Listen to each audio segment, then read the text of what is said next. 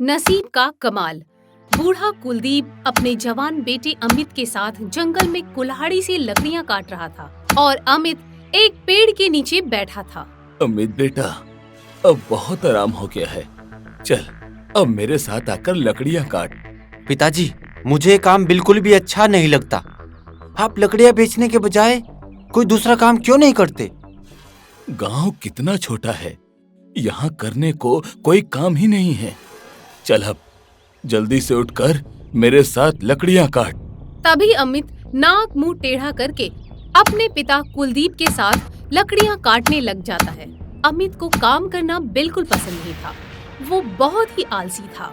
फिर भी दोनों मिलकर शाम तक कई सारी लकड़ियां काट लेते हैं और उन लकड़ियों को अपनी बैलगाड़ी पर रखकर गांव में अपने छोटे से घर के बाहर आते हैं, जहां आंगन में लकड़ियों का एक बहुत बड़ा शेड बना हुआ था। अमित बेटा, ये सारी लकड़ियां शेड के अंदर रख दे। इतना कहकर कुलदीप घर के अंदर चला जाता है। मन तो कर रहा है कि इन लकड़ियों को आग लगाकर यहीं जला दूं। पिताजी ने तो मेरा जीना ही मुश्किल कर रखा है। तभी अमित बिना लकड़ियां रखे घर में आ जाता है तो अंदर उसकी पत्नी साक्षी, बेटा आयुष और पिता कुलदीप ये तीनों बैठे थे। अमित अपने परिवार के साथ चमनपुर गांव में किराए के मकान में रहकर बड़ी गरीबी में अपना जीवन बिता रहा होता है। कुलदीप सालों से उस गांव में लकड़ियां बेचने का काम कर रहा होता है। अब दोनों बाप बेटे रोज सवेरे से शाम तक जंगल से लकड़ियां काट कर लाते थे और उन्हें गांव में बेचते थे।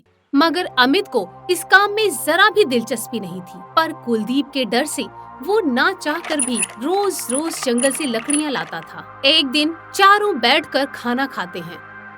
जी, आज 400 रुपए की लकड़ियां बिकी हैं। मेरे पास 2000 रुपए जमा हो गए हैं।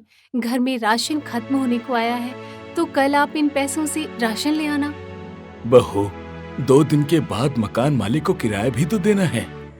कोई नहीं, तुम 2000 रुपए मकान मालिक को दे देना। जब पैसे आएंगे तब राशन ले आऊंगा।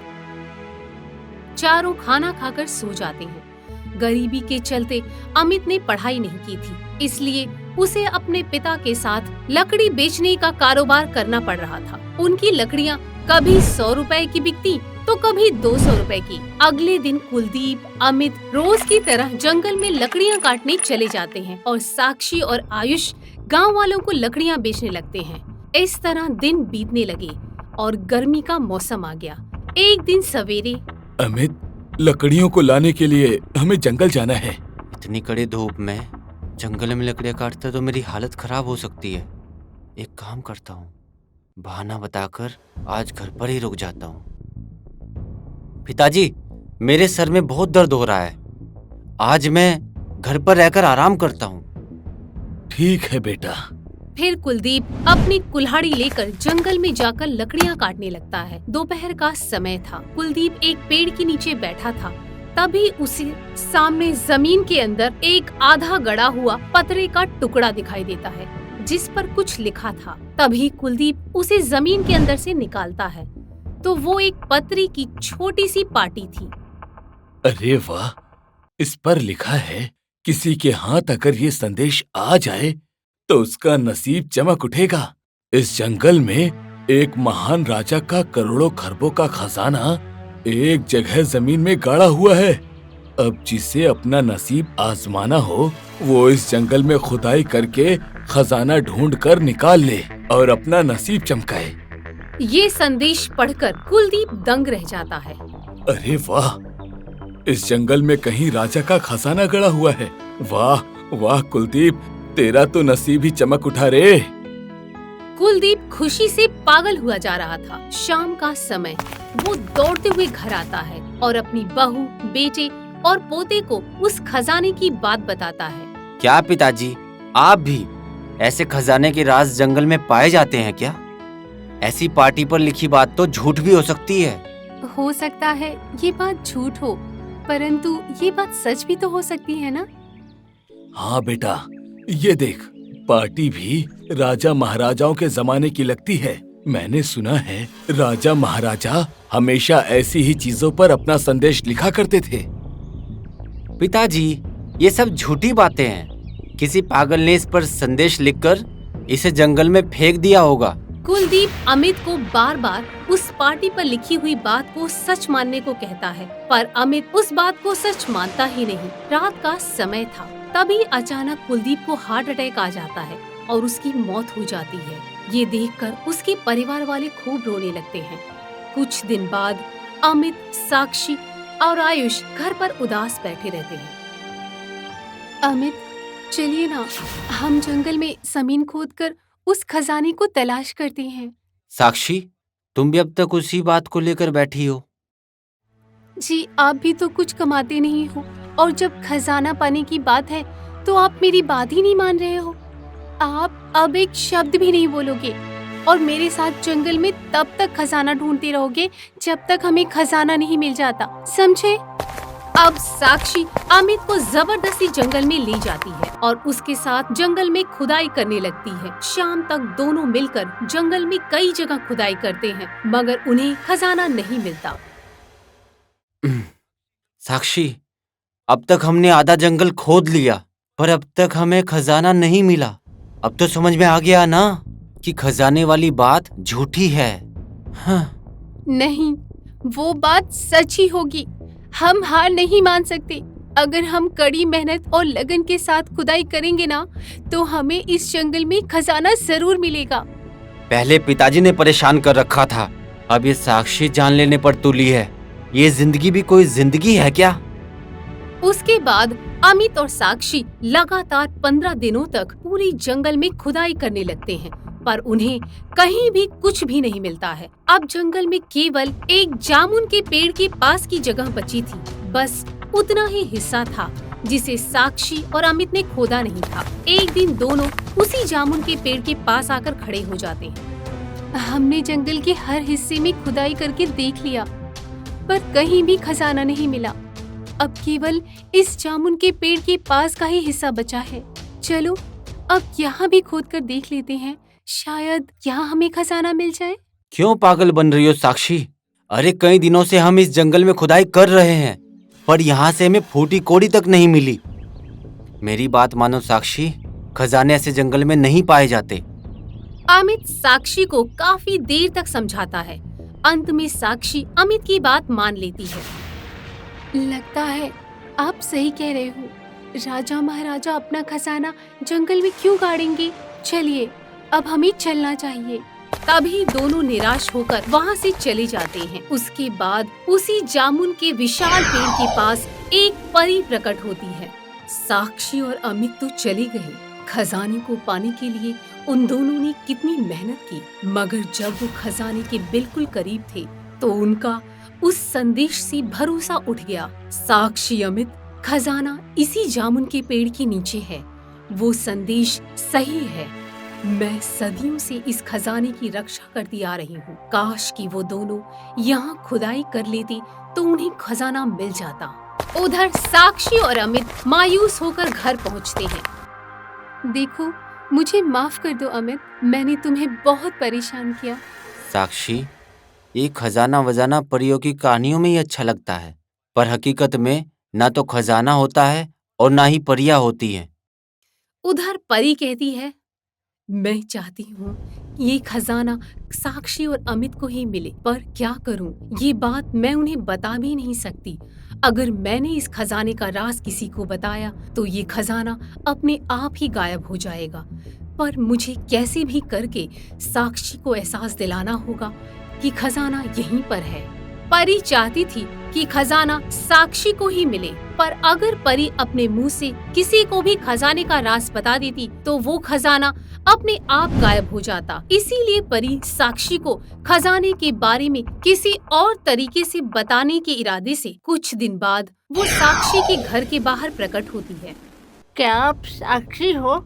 जी अम्मा, मैं ही साक्षी हूँ। कहिए, मैं आपकी क्या सेवा कर सकती हूँ? बिटिया, जो तेरा काम अधूरा बचा है उसे पूरा कर दे, यही मेरी सेवा है। इतना कहकर वो बुढ़िया जो परी थी वहाँ से चली जाती है। ये अम्मा जी किस अधूरे काम की बात कर रही थी? लगता है बढ़ती उम्र के कारण इनका दिमागी संतुलन ठीक नहीं है। साक्षी को बुढ़िया की बात समझ में नहीं आती। पर उसके बाद वो परी रोज बुढ़िया का अवतार लिए साक्षी के घर आती है और रोज उसे वही बात कहती है, पर साक्षी को उसका इशारा समझ में नहीं आता। एक दिन वो परी जंगल में बैठी सोच रही थी, साक्षी मेरा इशारा समझ नहीं रही, अब क्या करूं? खजाने का राज उसे कैसे बताऊं? अगले दिन परी फिर बुढ़िया बनकर साक्षी के घर के बाहर आती है।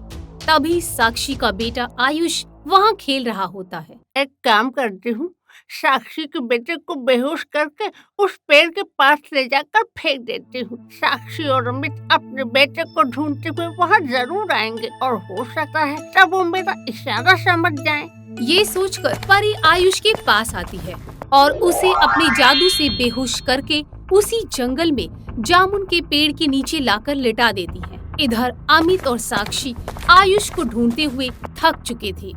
अगली सुबह, अमित, मुझे आयुष की चिंता हो रही है, रात भर वो कहाँ रहा होगा? साक्षी, आयुष कहीं जंगल में तो नहीं गया? हम उसे ढूंढने वहां तो गए ही नहीं। आयुष को ढूंढने दोनों जंगल जाते हैं और देखते हैं कि आयुष उसी जामुन के पेड़ के नीचे बेहोश पड़ा था। आयुष, आयुष, आयुष!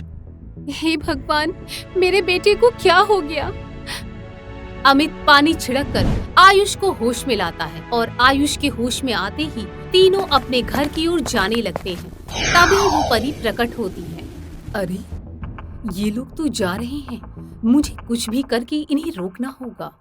फिर परी अपने जादू से साक्षी और अमित के सामने 2 कुदाल फेंकती है। अरे, ये कुदाल यहाँ किसने फेंका? अमित कुदाल को उठाता है। तभी साक्षी की नजर जामुन के पेड़ के नीचे पड़ती है। अमित, ये कुदाल हमें कुछ कहना चाहती है। याद करो, हमने जंगल का इतना हिस्सा नहीं खोदा था ना? क्यों ना हम यहाँ भी खोद कर देख लें, शायद हमें खजाना मिल जाए।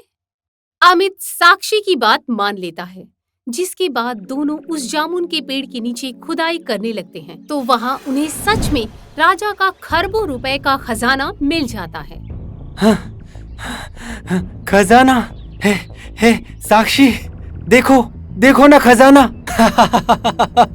खजाना। हाँ, इतना सारा खजाना। इतना सारा खजाना।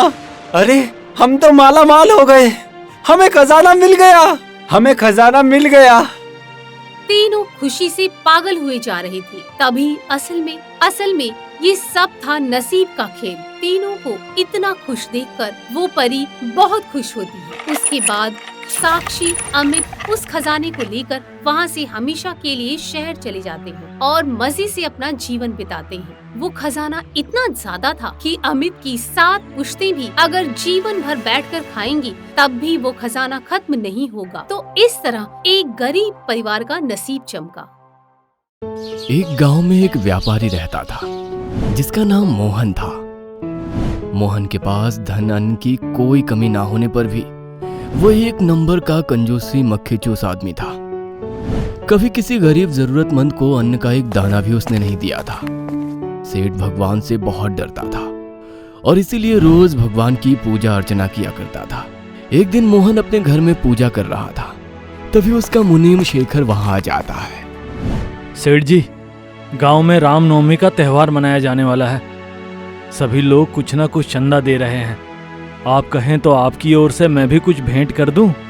ऐसे धर्म के कार्य में तो जरूर हिस्सा लेना चाहिए, आखिर तभी तो परलोक में स्वर्ग की प्राप्ति होती है। तुम एक काम करो, भंडार घर में जो पीछे की ओर अनाज की बोरी रखी है उसे भंडारे के लिए दान में दे दो। सेठ जी, वो अनाज तो खराब हो चुका है, उसे कैसे दे सकते हैं? अनाज कभी खराब नहीं होता। अनाज की कीमत एक भूखे आदमी से जाकर पूछो। तुम क्या चाहते हो? इतना सारा अनाज मैं यूं ही फेंक दूं? एक काम करो, उसमें थोड़ा अच्छा गेहूं मिलाकर उसे पिसवा दो और मंदिर तक पहुंचा दो। सेठ की बात सुनकर मुनीम शेखर चक्कर खा जाता है। सेठ के कर्म तो इतने बुरे हैं और इच्छा तो देखो स्वर्ग जाने की करते हैं। ऐसे धूर्त आदमी को भला स्वर्ग की प्राप्ति कैसे हो सकती है? मुनीम अपने कर्तव्य से बंधा हुआ था, इसीलिए ना चाहते हुए भी वह आटे की बोरियां मंदिर में दे आता है। भंडारे में सेठ के दिए हुए सड़े अनाज की पूरियां बनती है, जिसे पूरा गांव खा लेता है।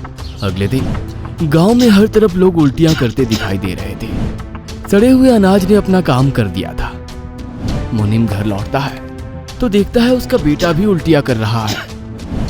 बेटा राजू, क्या तुमने भी कल भंडारे से लेकर खाना खाया था? जी पिताजी, लेकिन अब ना जाने क्यों मेरे पेट में मरोड़ उठ रही है और उल्टियां हो रही है। मुनीम को समझते देर ना लगी कि ये सब उसी सड़े अनाज के कारण हो रहा है। अपने बेटे की ऐसी हालत देखकर मुनीम उसे लेकर अस्पताल जाता है। डॉक्टर के उपचार से कुछ ही दिन में वो बिल्कुल ठीक हो जाता है। राजू तो ठीक हो गया था, किंतु अब शेखर सेठ से उसके नीचे कर्म का बदला लेना चाहता था, ताकि आगे से वो इस तरह लोगों की जिंदगी से ना खेले। कुछ दिन बीत जाते हैं। एक दिन शेखर अपने बेटे को एक किताब पढ़ते देखता है, जिसमें अकबर बिरबल के किस्से लिखे हुए थे। राजू बेटा, ये कौन सी कहानी पढ़ रहे हो? पिताजी, इसमें बिरबल की चतुराई की कहानियां हैं। बिरबल ने स्वर्ग यात्रा के नाम पर कैसे अकबर को सही गलत समझाया, इस कहानी में वही बताया गया है। स्वर्ग की बात सुनकर शेखर राजू के हाथ से किताब लेकर पढ़ने लगता है। लगता है अब बिरबल बनकर इस सेठ को सही गलत समझाने का समय आ गया है। शेखर पूरी योजना तैयार कर लेता है और गांव के ही नाई के पास पहुंच जाता है। भाई, आज आपसे एक मदद मांगने आया हूँ। बोलो शेखर भाई, क्या बात है? 3 दिन पहले पूरे गांव में उल्टी और पेट दर्द से लोग बेहाल थे। वो मेरे सेठ मोहन के कारण हुआ था। उन्होंने सड़ा गला अनाज भंडारे में दान कर दिया, जिसके कारण पूरे गांव की ऐसी हालत हो गई। ये तो बहुत गलत बात है भाई। वो सड़ा हुआ अनाज खाने के कारण गांव के कई बूढ़े और बच्चों की मौत हो गई है। उस दुष्ट पापी को तो सजा मिलनी ही चाहिए, लेकिन हम कर ही क्या सकते हैं? कर सकते हैं, बस तुम्हें सेठ के घर उनकी दाढ़ी बनाने जाना है।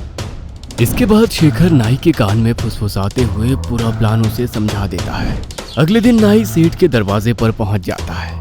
अरे सेठ जी, आप तो कई दिनों से हमारी दुकान पर आए ही नहीं, तो मैंने सोचा आज मैं खुद जाकर आपकी हजामत बना दूं। अच्छा आओ, कर दो हजामत। नाई दाढ़ी बनाते हुए इधर उधर की बात करना शुरू कर देता है। हुजूर, आपके आंगन में बार बार एक कौवा आकर बोल रहा है। इसका मतलब तो आप समझते ही होंगे। कौवे की भाषा मैं कैसे समझ सकता हूँ? तुम समझते हो क्या? बिल्कुल हुजूर, मैं समझता हूँ। अच्छा, तो बताओ ये कौवा क्या बोल रहा है? ये कौवा कह रहा है कि वो आपके माता पिता और दादा की खबर लेकर आया है। वो आपको स्वर्ग में बहुत याद करते हैं।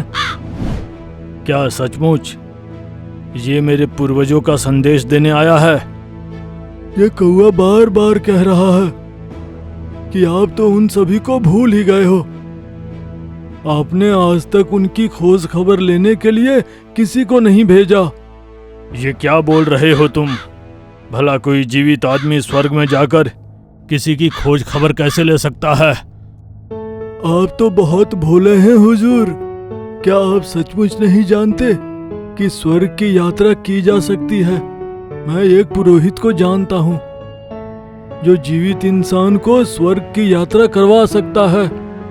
सेठ नाई की बात सुनकर घोर आश्चर्य में पड़ जाता है। अगर तुम्हारी बात सच है तो मैं भी स्वर्ग की यात्रा करना चाहूंगा। आप पहले अपने मन की तसल्ली के लिए अपने किसी नौकर को स्वर्ग की यात्रा पर भेजिए।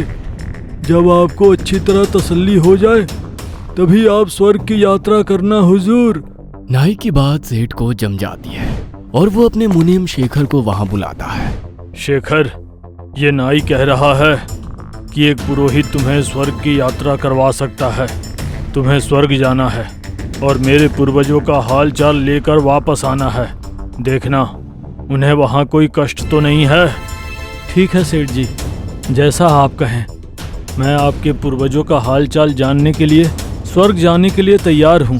1 सप्ताह के बाद नाई एक पुरोहित को लेकर सेठ के पास आता है और सेठ के घर से कुछ दूरी पर हवन करने लगता है। हवन के बाद पुरोहित शेखर को पहले से ही तैयार किए हुए घास के ढेर के अंदर भेजता है और आग लगा देता है। अब आपको कुछ दिन इंतजार करना होगा। मैं बता नहीं सकता कि आपके मुनीम को स्वर्ग तक पहुंचने में कितना समय लगेगा।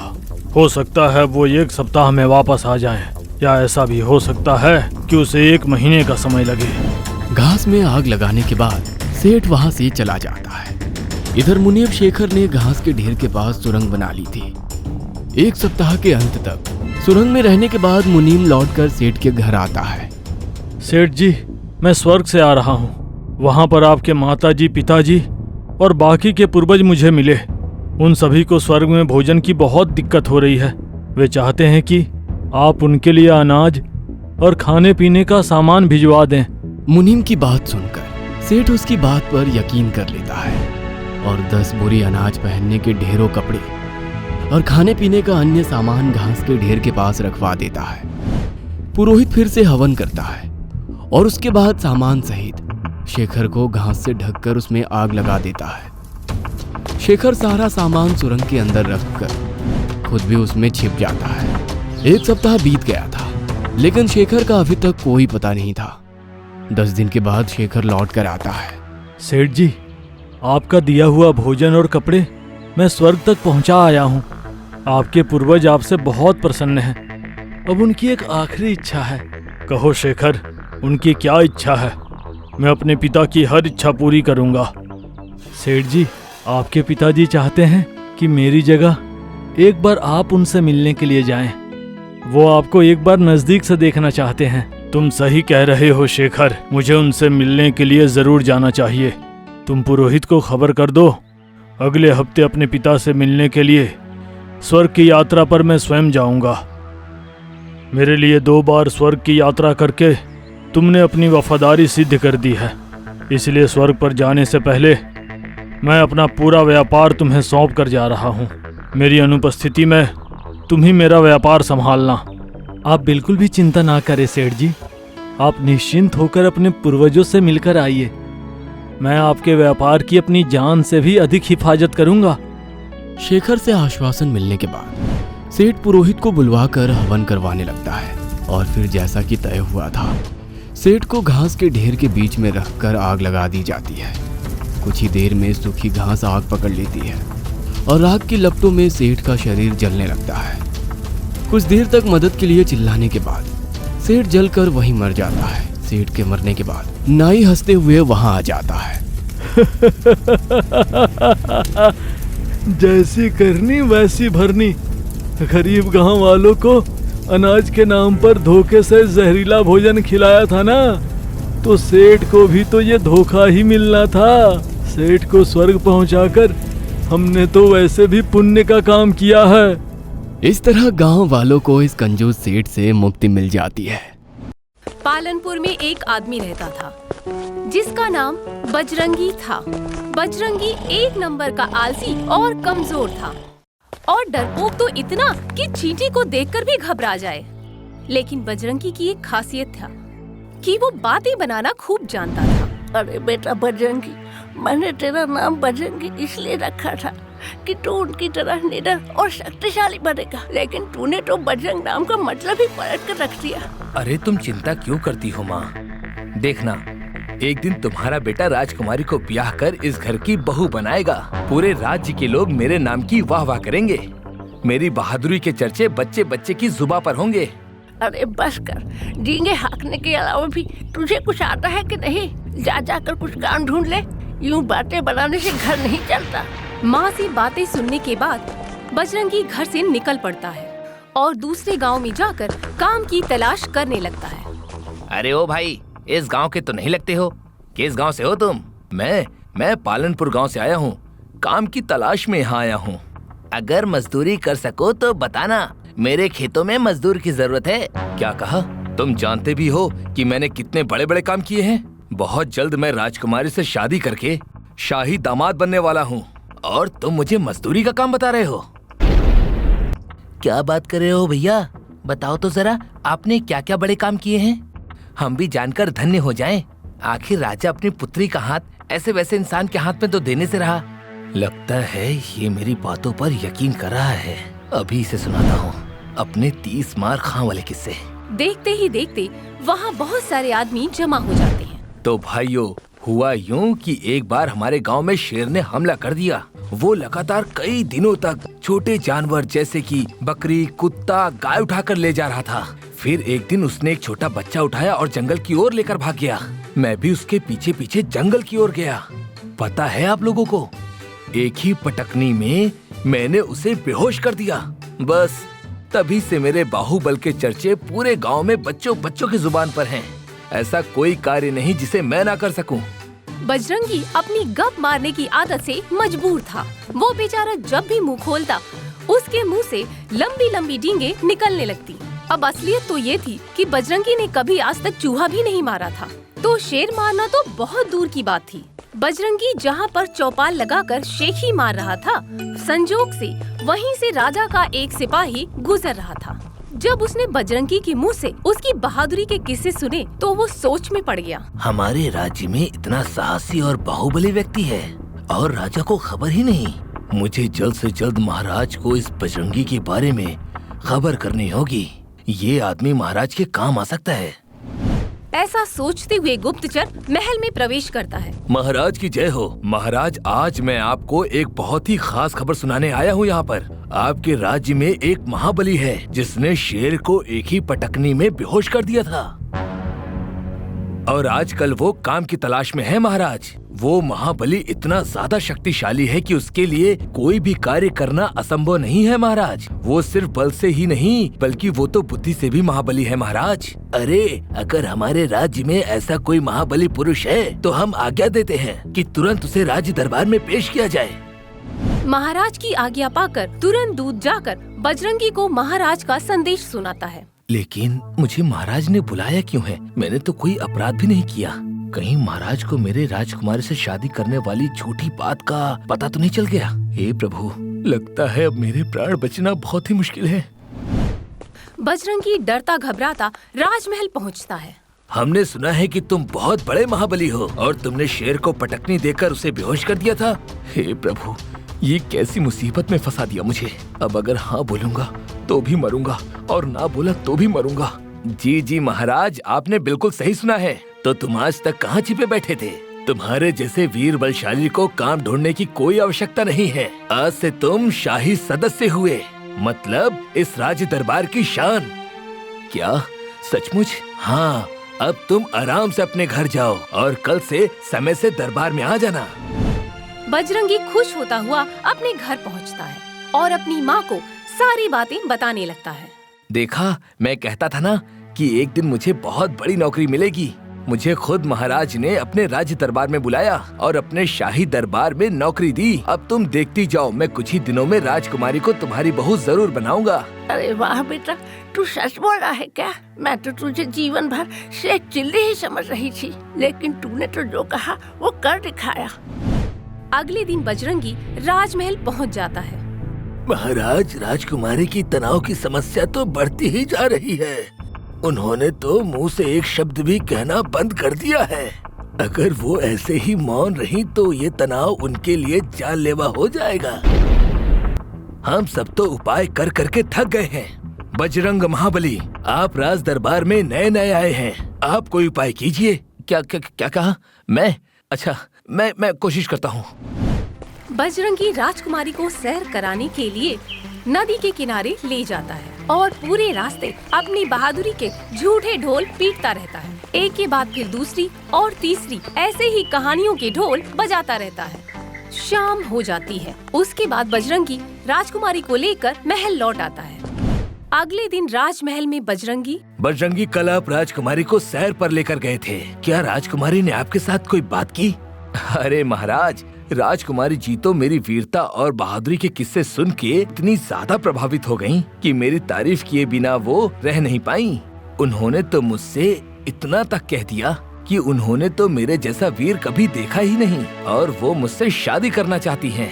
राजकुमारी, जो बहुत देर से बजरंगी की डींगे सुन रही थी, अचानक ही जोर जोर से हंसने लगती है। क्या कहा तुमने? मैंने तुमसे कहा कि मैं तुमसे शादी करूंगी? अरे दुनिया में लड़कों की कमी हो गई है क्या जो मैं तुम जैसे मस्खरे से शादी करूंगी? पिताजी, कल पूरा दिन इसने मुझे अपनी झूठी किस्से सुना सुना के परेशान कर दिया। मैंने तो इससे एक शब्द भी नहीं कहा था और ये आकर आपको झूठी कहानियाँ सुना रहा है। और इसकी हिम्मत तो देखिए, सीधा मुझसे शादी करने की बात कर रहा है। देखा महाराज, देखा आपने, राजकुमारी इतने नीम हकीम और राजवैद्यों के इलाज से भी ना ठीक हो सकी, पर वो मेरे पराक्रम के आगे झट से बोल पड़ी। ये शादी वाली कहानी तो मैंने आपको जानबूझकर सुनाई थी ताकि राजकुमारी जी कुछ तो कहें। मान गए आपको बजरंग महाबली, आपने आज फिर से एक असंभव कार्य करके दिखाया है। महाराज, पड़ोसी देश ने आक्रमण कर दिया है। हमारी सेना अभी तो पूरी तरह से तैयार भी नहीं है। समझ में नहीं आता कि क्या करें। सेनापति, आपको घबराने की कोई आवश्यकता नहीं है। अब हमारे पास बजरंग महाबली हैं। ये असंभव से असंभव कार्य चुटकी बजा के कर देते हैं। हमारी सेना का नेतृत्व बजरंग महाबली करेंगे। आप लोग निश्चिंत होकर आगे बढ़िए, विजय हमारी ही होगी। किंतु महाराज, युद्ध कभी भी किसी के हित में नहीं होता। क्यों ना आप युद्ध रोकने का प्रयास करें। आपकी बात से हम सहमत हैं बजरंग महाबली जी, किंतु कुछ युद्ध आवश्यक होते हैं। आप जाइए, हमें पूरा यकीन है कि आप अवश्य ही यह युद्ध जीत कर आएंगे। वापस आने पर हम आपकी शादी राजकुमारी के साथ धूमधाम से कराएंगे, ये वादा रहा मेरा। हे भगवान, मैंने तो अपने जीवन में एक चींटी भी नहीं मारी है और महाराज मुझसे युद्ध लड़वाना चाहते हैं। आगे कुआं पीछे खाई, अब तो मेरी मौत निश्चित ही है। हाथी पर सवार होकर सबसे आगे आगे सेना का नेतृत्व करता चला जा रहा था और उसके पीछे पीछे पूरी सेना चली आ रही थी। सैनिक, हमारे लिए भगवान हनुमान का एक मुखौटा लेकर आओ और तलवार के स्थान पर एक गदा लेकर आओ। हम उसी से युद्ध लड़ेंगे। बजरंगी के कहे अनुसार सैनिक उसे मुखौटा और गदा लाकर दे देते हैं। हाथी पर हनुमान जी के वेश में सेना के आगे आगे चलते बजरंगी को देखकर दुश्मन सेना चक्कर खा गई। अरे, ये विजयनगर के महाराजा ने हाथी पर किसे बिठाकर भेजा है? कौन है ये? आपको नहीं पता महाराज, ये बजरंग महाबली है। विजयनगर के राज्य में बच्चे बच्चे इसकी बहादुरी के किस्से जानते हैं। नाम से बजरंगी, यहाँ तक कि तो ये दिखने में भी बिल्कुल बजरंगबली जैसे लग रहे हैं। कहीं ये बजरंगबली के अवतार तो नहीं है? हो सकता है महाराज, आपकी बात सही निकली तो हमारी हार तो निश्चित है। सैनिक से बात करते समय सेनापति का ध्यान बजरंगी से हट गया था। मौके का फायदा उठाकर बजरंगी ने अपनी गदा फेंककर सेना के सिर पर प्रहार कर दिया। सेनापति एक ही बार में जमीन पर गिर जाता है। सेनापति के नीचे गिरते ही दुश्मन सेना में डर की लहर दौड़ गई और वे तितर बितर होकर भागने लगे। भागो, महाबली ने एक ही बार में सेनापति को मार गिराया। ये हमें भी नहीं छोड़ने वाले, भागो। कुछ ही देर में बजरंग महाबली से डरकर सारी सेना भाग खड़ी हुई। विजयनगर राज्य युद्ध में निर्विरोध विजयी हुआ। बजरंगी को कंधे पर बिठाकर सभी सैनिक राज्य की ओर लौट गए। आपने तो असंभव प्रतीत होते हुए कार्य को भी संभव करके दिखाया। आपके बल और बुद्धि के आगे तो हम नतमस्तक हैं। आज से राजकुमारी आपकी हुई। राजा ने बहुत ही धूमधाम से अपनी राजकुमारी का विवाह बजरंगी से करा दिया और इसी तरह बजरंगी ने अपनी माँ से किए हुए सारे वादे पूरे किए और वो अपनी बूढ़ी माँ के साथ राजा के राजमहल में खुशी खुशी रहने लगा।